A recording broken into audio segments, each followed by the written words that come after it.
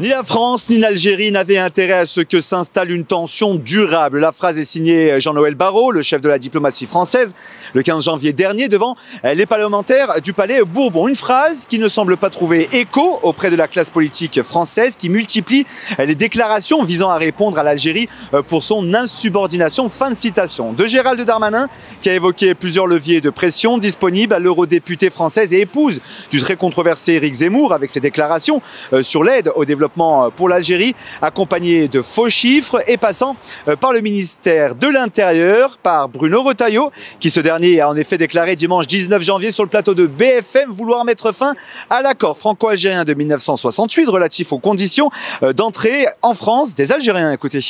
Mais au nom de ces douleurs de l'histoire, un pays comme l'Algérie ne peut pas offenser un pays comme la France, y compris détenir, dans des conditions que je viens de vous donner, un ressortissant français. Je pense qu'on est allé au bout du bout. Je pense que le président de la République a multiplié depuis des années les gestes mémoriels. Et alors, en retour, qu'est-ce que l'on a eu? Et je pense qu'aujourd'hui, il y a un certain nombre de mesures, des mesures individuelles, visas diplomatiques et autres, des mesures plus collectives. Je pense à l'accord de 68, je pense aussi à l'échange de lettres pour les diplomates de 2007. Je pense qu'on a une graduation de la riposte, de la réponse. Je pense que la France doit choisir des moyens correct de répondre à l'Algérie, à son agressivité. Signé le 27 décembre 1968, cet accord bilatéral crée un statut unique pour les ressortissants algériens en matière de circulation, de séjour et d'emploi.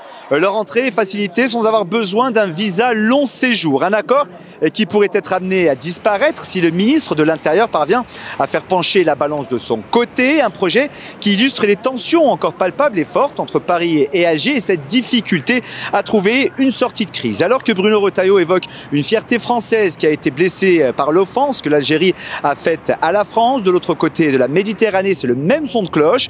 Lors de sa prise de parole dimanche 19 janvier à Alger, à l'occasion de l'ouverture des assises nationales du cinéma, le président algérien a parlé de faits regrettables tout en répondant à ceux qui appellent en France à suspendre l'aide au développement à l'Algérie. Abdelmadjid Tebboune est revenu sur cette crise de manière implicite en répondant notamment à cette proposition de supprimer l'aide française au développement pour son pays. Écoutez.